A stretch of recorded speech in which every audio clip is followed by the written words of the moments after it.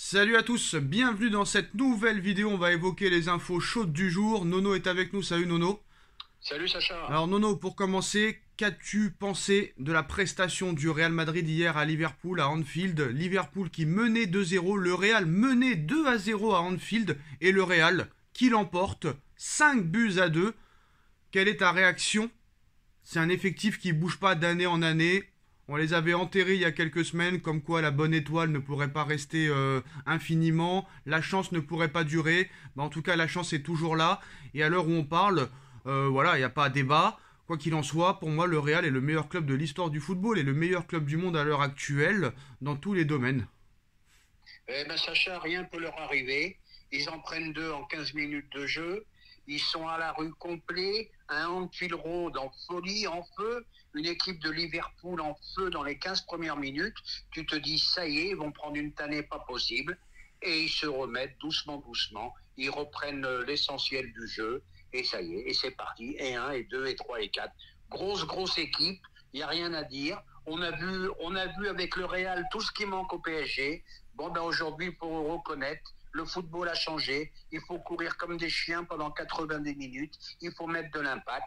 Tout ce qui nous manque à nous, ben on l'a vu, le Real l'avait. Et ce qui est incroyable en plus de ça, c'est que Toni Kroos était annoncé forfait. Il a été pourtant titulaire et il a été exceptionnel. Modric a été exceptionnel. Benzema a été exceptionnel. Plus ces joueurs prennent de l'âge, plus ils sont bons. C'est incroyable. Ah, Sacha Modric, on dirait qu'il a ses jambes de 20 ans. Première mi-temps un peu difficile pour lui. Deuxième mi-temps exceptionnel.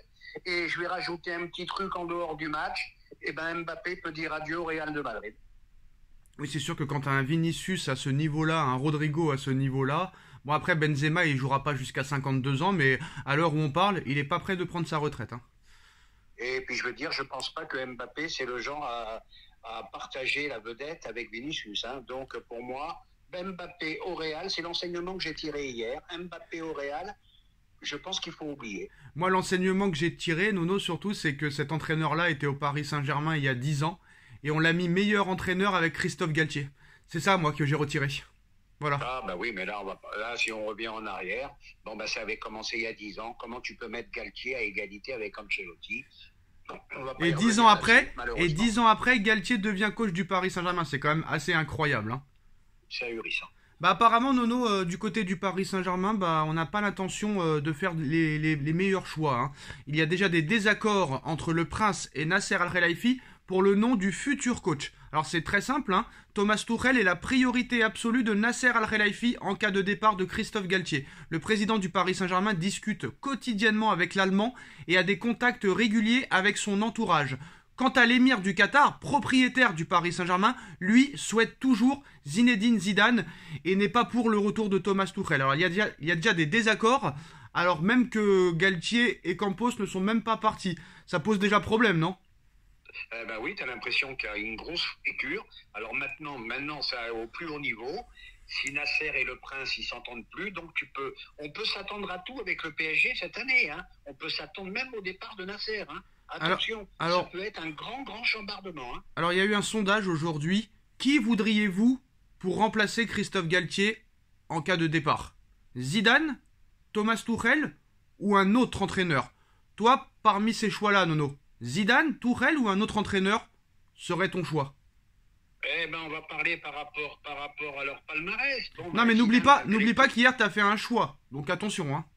Bon, Attention. Hier, moi, j'aurais bien aimé un peu de nouveauté. Un petit Thiago Motta, ça m'aurait plu. Je vais pas me dédire. Bon, mais c'est vrai que malgré tout, en réfléchissant un peu à tête reposée, un Zidane, malgré tout, ça me déplairait pas. Pourquoi ça me déplairait pas? La gagne. C'est un mec qui a la gagne en lui. Et ça me plaît. Alors Nono, tu vas être surpris par le résultat du sondage. 55% veulent Thomas Tuchel, entraîneur du Paris Saint-Germain. Seulement 37% pour Zidane et 8% pour un autre. Donc apparemment, sur 23 436 votants, bah, c'est Thomas Tuchel qui fait l'unanimité. Hein. Eh ben écoute, hein, il s'est fait insulter de tous les noms quand il était à Paris. Maintenant, il fait l'unanimité dans un sondage. C'est très difficile à analyser tout ça. Moi, c'est très facile. Moi, je pense que ce serait une énorme erreur de faire revenir Thomas Tuchel. Faut pas oublier que ce gars-là, Nono, même s'il est meilleur que Galtier sur le papier ou peut-être meilleur que Pochettino, ce mec-là a cassé le vestiaire en deux. Ce mec-là a fracassé Mauro Icardi, qui avait commencé avec 20 buts en 6 mois au Paris Saint-Germain. Ce mec-là a fracassé Leandro Paredes. Ce mec-là a fracassé peut-être Marquinhos, peut-être d'autres joueurs. Julian Draxler, par exemple, il l'a fracassé aussi. Et à un moment donné, ce mec-là, comme Pochettino et comme Emery et comme d'autres joueurs, hein, il n'a fait, comme d'autres entraîneurs, excusez-moi, il n'a fait progresser personne. En 2 ans et demi, Thomas Tuchel a fait progresser personne. Pourquoi faire revenir ce gars-là qui a été tellement critiqué, tellement allumé? Pourquoi vouloir faire du neuf avec du vieux? Ce gars-là n'est pas fait pour le Paris Saint-Germain. Et en plus de ça, Thomas Tuchel, c'est un coach à court terme. À court terme, c'est-à-dire que ça va marcher 1 an et après ça ne marchera plus. Qu'est-ce qu'a Nasser Al-Khelaifi dans la tête pour faire autant de mauvais choix? C'est à se poser des questions, puis il ne faut pas oublier, je vais rajouter en plus de ce que tu as dit, c'est que ça se finit toujours mal partout où il est passé. Ça s'est mal fini à Dortmund, ça s'est mal fini au PSG, ça s'est mal fini à Chelsea, et en plus, et je maintiens, tu ne reviens pas dans la maison où tu étais auparavant. Alors il y a peu de chances que Luis Campos reste au Paris Saint-Germain l'été prochain en l'état. Bon, ça c'est quand même normal, hein, franchement, avec les mercatos catastrophiques, nullissimes qui viennent de se produire. Voilà, il n'a aucun avenir pour moi au Paris Saint-Germain et il doit partir, et c'est ce que les dirigeants veulent faire.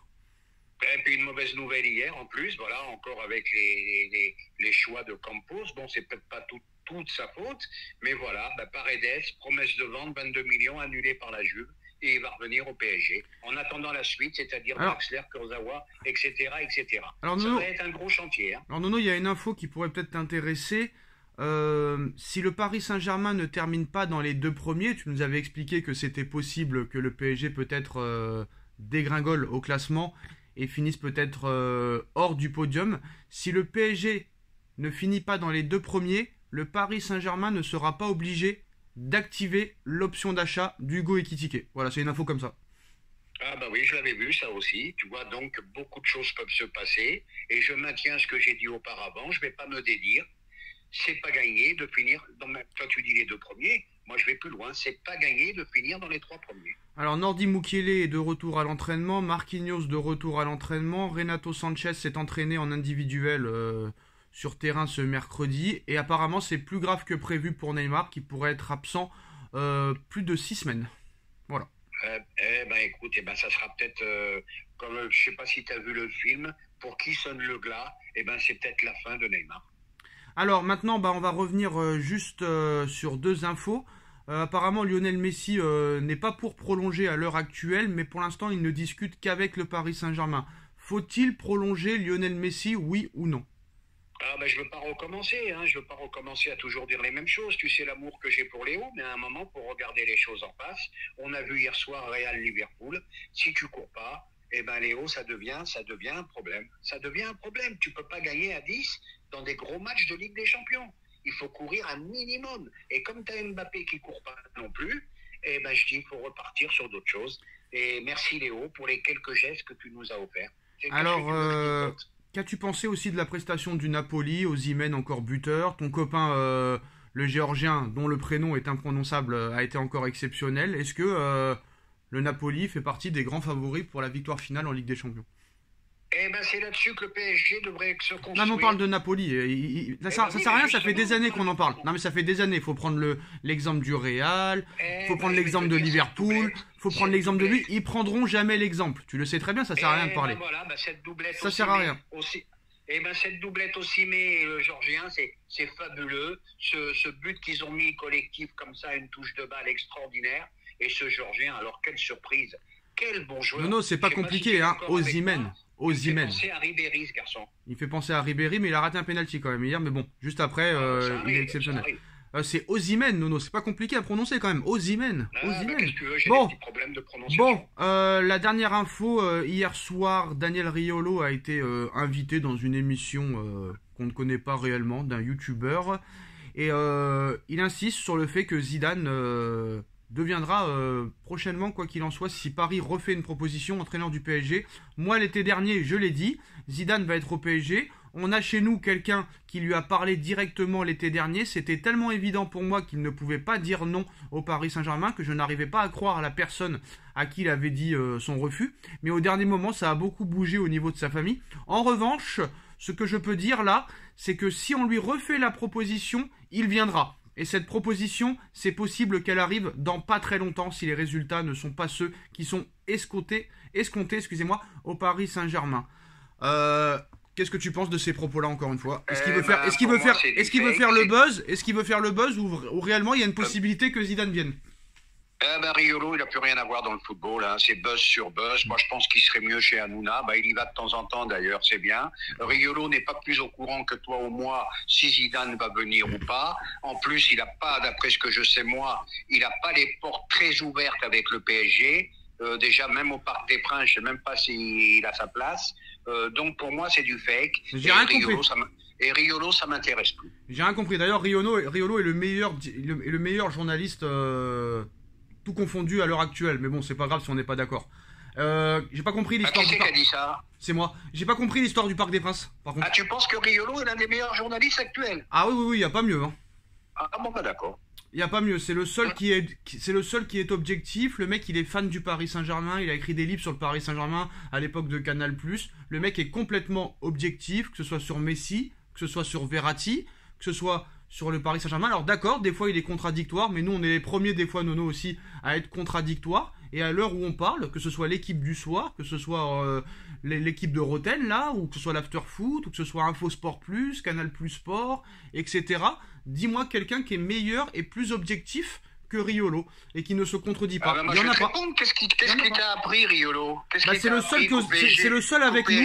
C'est le seul avec moi qui ose dire quand un joueur fait de la merde. Voilà, hier il a dit par exemple Messi est mon joueur préféré, mais au Paris Saint-Germain ça m'intéresse pas. À l'Argentine c'est autre chose. Il est comme nous, enfin comme moi surtout, quand il dit que Verratti on l'a jamais vu au Paris Saint-Germain dans les matchs de haut niveau, que ce soit au niveau des quarts à l'époque de Laurent Blanc ou d'Ancelotti, ou les huitièmes avec les Tourelle et les Pochettino, on l'a jamais vu au-delà des quarts de finale. Avec l'Italie en Coupe du Monde, il n'a jamais participé. Et de dire que ce mec-là est meilleur que De Bruyne, est meilleur que je sais pas qui, est meilleur que je sais pas quoi, moi j'ai pas peur de le dire, Nono, j'en ai rien à faire de ce que les gens pensent. Pedri et Gavi, déjà, à même pas 20 ans, sont meilleurs que lui déjà. Donc à un moment donné, voilà, faut dire la vérité. Si Verratti était le meilleur du monde, on dirait Marco Verratti est le meilleur milieu de terrain du monde. Et comme les autres, pareil. Et c'est pas le cas. Donc pourquoi ne pas le dire? Et les mecs, plus ils font de la merde, plus les Neymar font de la merde, plus les Verratti font de la merde, plus les machins font de la merde, ils continuent à te dire que c'est les meilleurs milieux de terrain du monde. S'il était meilleur milieu de terrain du monde, il serait parti du PSG depuis très longtemps, et il y aurait eu des 200 millions et des 300 millions de en ce moment que Verratti est le meilleur milieu de terrain du monde. Mais il a jamais été. Mais ne l'a jamais été. Mais ne l'a jamais été. Et je m'en fous ce que dit Guardiola. Et je m'en fous. Il est dans un état catastrophique. Ben voilà, je m'en fous. Et puis Riolo, il m'apprend rien. Il t'apprend rien, mais il y a aucun autre qui le dit. Mais il y a aucun autre qui le dit. Et le seul qui le dit, c'est moi. Le seul qui le dit, c'est moi. Le seul qui dit que Neymar est mauvais depuis 4 ans, c'est moi. Le seul qui dit que Verratti n'a jamais été au niveau, c'est moi pareil. Mais bon, comme Riolo est plus médiatisé, on prend plus sa parole en compte. Mais peut-être qu'il t'apprend rien, mais t'es pas d'accord avec lui à l'arrivée. Alors, mais vous faites une erreur. Si pour vous le problème du PSG c'est Neymar et on n'a pas dit ça. Messi, on n'a pas dit ça. Eh ben, il dit aussi que le premier responsable c'est les dirigeants, que les coachs qui ont été pris ça a toujours été des seconds couteaux. Et il y a personne d'autre qui le dit. Trouve-moi un journaliste qui le dit. Il y a personne qui le dit. Tous ces guignols que tu vois là, ils ont été joueurs professionnels donc ils sont à fond dans leur club à eux. T'as des mecs, des entraîneurs qui ont été en échec et qui se retrouvent dans des plateaux télé à dire n'importe quoi. Donc voilà, c'est le seul. Après, des fois, il est cru dans ses propos. Il est très cru. Ce mec, il n'a pas la bave aux lèvres. Il est jaloux qu'il en peut plus. Mais il n'est pas jaloux, il dit juste la vérité. Il dit juste la vérité, c'est tout. Mais la vérité à l'instant T. Non, pas à l'instant T. Bah des fois il est contradictoire, comme moi je suis contradictoire et comme toi aussi t'es contradictoire des fois aussi. De toute façon, je vais te dire, même quand Neymar est bon, il dit il est pas bon. Même quand Verratti est bon, il dira jamais qu'il est bon. Et quand Messi est bon, il dira jamais qu'il est bon. Non, voilà. Quand Verratti a fait des masterclass, quand Verratti a fait des masterclass contre des grosses équipes, je parle pas contre des Auxerre, des Nantes et etc. Je parle contre les grosses équipes. Quand il a fait des masterclass contre des grosses équipes, Riolo a toujours dit qu'il avait été bon, mais que le problème c'est que ça dure pas, c'est pas régulier. Non, c'est pas vrai. C'est pas régulier. Si, c'est vrai, c'est la vérité. Depuis 10 ans, il l'appelle tourniquet. Non, bah oui, tourniquet parce que le mec te fait 2 matchs sur 8. Le mec est tout le temps blessé. Alors dis-moi si c'est faux. Dis-moi si c'est faux. Dis-moi si c'est faux ou pas. Dis-moi si c'est faux ou pas. Dis-moi si c'est faux ou pas. Est-ce que le mec est tout le temps blessé ou pas? Ah, mais ça c'est vrai. Dis-moi oui ou non. Est-ce que le mec prend 8 cartons jaunes en 10 matchs? Et dis-moi, je veux savoir, Nono, toujours, ça fait depuis une semaine je te pose la question, j'ai toujours pas eu de réponse. Quand Verratti a été décisif dans un très gros match qui a permis au PSG d'aller au stade supérieur? Contre qui? Je veux savoir. Bah moi je l'ai vu contre Barcelone au débat. D'accord. Et voilà. Je l'ai vu aussi au C'était il y a combien de temps? Non mais qu'est-ce qu'il a fait au match retour? Il a fait quoi? Au match retour, il était blessé. Après, alors, je veux un match où très clairement, là, Verratti, c'est grâce à lui vraiment on est passé. Et le 4-0 contre Barcelone, c'est pas une masterclass? D'accord, pas de problème, tout le monde a fait une masterclass. Au match retour, il était où? Ah bon, bah écoutez... au match retour, il était où? Avec Verratti, au match retour, il était où? Au match retour, Mais non, parce que ces gens... On est obligé d'en parler parce que les mecs disent que c'est le meilleur milieu de terrain du monde. Donc on est obligé de comprendre pourquoi. Pourquoi? Mais moi, pour moi, quand il est arrivé au PSG à 20 ans, c'était l'un des 3 meilleurs milieux de terrain du monde. Oui, mais il a fait quoi? Il a bousillé sa carrière comme Neymar. Voilà. Ça, c'est un autre problème. Voilà. Mais on s'en fout que sur le papier, ce soit le meilleur. On parle, est-ce qu'il est meilleur? Il n'est pas le meilleur. Il aurait pu être le meilleur, mais il n'est pas le meilleur. Mais aujourd'hui, il a même plus sa place. Il a même plus sa place à Nantes. C'est bon. Voilà. Ça y est, faut arrêter. Voilà. Mais je veux savoir quand même, Nono, un jour, je voudrais que tu me le dises, avant que je meure, quand est-ce que Verratti a été décisif et exceptionnel dans un match, un très gros match du Paris Saint-Germain? C'est tout ce que je veux savoir. Ma question, elle est simple. Je te l'ai dit et je te le répète. Non, mais décisif. Pas des matchs allés, décisif. Ah, décisif, il est jamais décisif, il marque jamais de but. Non, mais je parle pas. Mais attends, mais décisif, ça veut pas dire marquer des buts. Décisif, ça peut vouloir dire. Mais n'importe quoi. Mais n'importe quoi. Décisif, il aurait pu être impressionnant au milieu de terrain en récupérant un nombre incalculable de balles. Mais contre qui? Contre qui? Il a été souvent absent, mais il a fait des très gros matchs. Oui, mais contre qui? Je les ai pas en tête. Parce qu'il y en a pas. Parce qu'il y en a pas.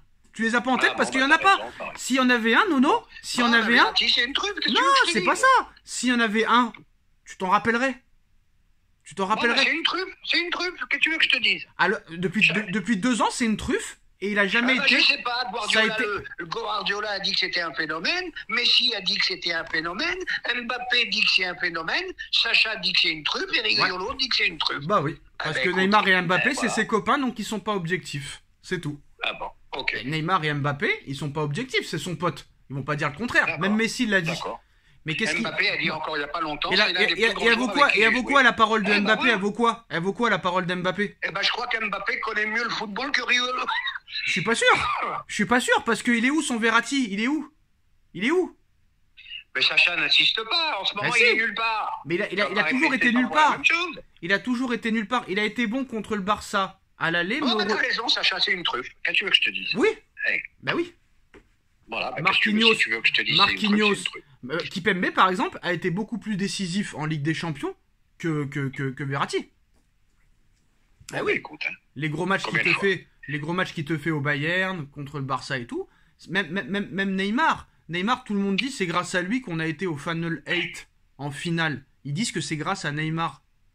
Mais Neymar contre la moi, tout ce que je vous souhaite à toi et à Riolo, c'est que le PSG retrouve des joueurs de ce calibre-là, de Neymar et de Verratti. Neymar Atalanta Bergame, 0 but, 0 passe. Contre Leipzig, 0 but, 0 passe. Un nombre d'occasions incalculable. On dit que Neymar a fait le plus grand match de sa vie contre le Bayern quand t'as perdu 1-0 au parc au retour. Le mec a raté 5 occasions, t'as perdu 1-0, t'as failli te faire éliminer. Et les mecs qui sont je vais te répondre, moi Neymar 2022, il se fait bousiller la cheville en Coupe du Monde. Qu'est-ce qu'il fait? Il rentre contre je sais plus qui. Non mais arrête. C'est peut-être l'un des plus beaux buts qu'il y a eu à la Coupe du Monde avec un Neymar étincelant. Mais ce mec-là n'a jamais été décisif avec le Paris Saint-Germain dans les gros matchs. Ah là on parle d'autre chose là. Bah non, on parle de ça depuis. Même Messi pareil. Messi il s'en bat les couilles du PSG. Je l'ai vu. Il s'en bat les couilles du PSG, mais regarde les stats de Messi quand même cette saison. Ah bah oui. Regarde les stats de Messi cette saison. Ouais, mais regarde les stats de Messi cette saison. Hein. Je suis désolé. Hein. Parce qu'il le critique, mais c'est quand même 16 buts et 14 passes décisifs avec le PSG. Donc pour un mec qui s'en bat les couilles, quand même, c'est pas mal. Hein. C'est quand même pas mal. Hein. Oh putain. Ouais, mais si tu savais Ah bah le oui. nombre de kilomètres qu'il a parcouru Et au alors? dernier match. Et alors? Qui c'est qui les met les 16 buts? Qui c'est? Bon, Voilà. enfin bref. Et à un moment donné, faut dire la vérité. Faut dire la vérité. Et à part, De toute façon, à on va part revenir sur Mbappé, le PSG, faut qu'il reparte d'une à part feuille blanche. Mbappé et Navas, Voilà. à part Mbappé et Navas sur les 3 dernières années, qui c'est qui t'a impressionné dans cette équipe? Qui? Mais Navas, il est en train d'exploser. Hein. C'est ce que je viens de te dire. Il explose pas. À C'est part le meilleur Navas. gardien du championnat anglais maintenant. À part Navas et Mbappé, qui c'est qui t'a impressionné depuis 2020, on va dire? Qui? Qui? Depuis 2020, À part Navas et Mbappé. Depuis Pochettino, on est à la rue. Non, mais à fini. part Navas et Mbappé. À part Navas et Mbappé sur 2019. Qui c'est qui t'a impressionné? Ben, le seul, dommage qu'il se blesse souvent, hein, qui m'impressionne, c'est Nuno Mendes. Moi je vais te dire, ouais c'est vrai. Moi je vais te dire un truc. Je dis la vérité. Moi je vais te dire un truc. Le PSG Real là, que Tourelle il gagne 3-0 là. Le premier match de poule en 2019. Tout le monde dit que c'était un Real de merde, machin et tout. Regarde l'équipe quand même, hein. Bale, Hazard, Benzema et compagnie. Et tu sais quoi? Dans l'équipe du PSG, Paris il gagne 3-0. Tout le monde dit que c'est un Real de merde. Paris, il n'y a pas Cavani. Il n'y a pas Mbappé. Il n'y a pas Neymar. Il gagne 3-0. De toute façon, il y a un anti-Paris, surtout le journal de l'équipe. Dès que Paris gagne, c'est que l'équipe en face n'était pas au niveau. Le Real n'était pas au niveau. Le Barcelone n'était pas au niveau. Machin. Donc, tu dois reconnaître quand même qu'il y a un anti-parisianisme qui est Mais il n'y a pas d'anti-parisianisme, Nono. Hein. Il n'y a pas d'anti-parisianisme parce que le PSG se fait tout le temps éliminer. Donc on peut pas dire quand le PSG gagne parce qu'il gagne pas. Mais quand il gagne. Mais quand il gagne, c'est toujours la faute des autres qui sont pas là. Mais je suis pas d'accord. Bah non, contre le Barça, ils ont été Tu crois que ça leur a fait exceptionnels. plaisir, le Real, d'en prendre 3 à Paris et Barcelone d'en prendre 4 et le Bayern d'en prendre 3 chez eux? Ouais, mais au retour, ça a pas suivi. Quand même. Au retour, ça a pas suivi malheureusement. Malheureusement. Non, mais ça, on s'en fout de toute façon. Voilà, on s'en fout de. Ils sont pas objectifs. Mais voilà, la victoire contre le Barça en 2021, il y a rien à dire. Contre le Bayern, il y a rien à dire. Ils mettent Lewandowski blessé, mais dans ce match-là, Verratti, Paredes et je sais pas qui, Marquinhos était blessé aussi. Et Paris a quand même gagné. Donc voilà, même si c'était un miracle. Voilà les postos. Le gros chantier, je pense que ça va être la suite après le Bayern. Mais il n'y a pas de chantier. Ça va être tous les retours, tous les machins. De chantier. Oh là, gros chantier en perspective. Mais il n'y a pas de chantier, il se passera rien. Il se passera rien, Nono. Ça continuera toujours à être la merde. Mets-le toi dans la tête. Malheureusement, c'est comme ça. Voilà les postos, c'est la fin de cette vidéo. Dites-moi en commentaire ce que vous en pensez. On like, on partage, on commente, on s'abonne. Et on se retrouve très vite pour une nouvelle vidéo. Merci Nono, merci à tous. Tchuss. Salut Sacha.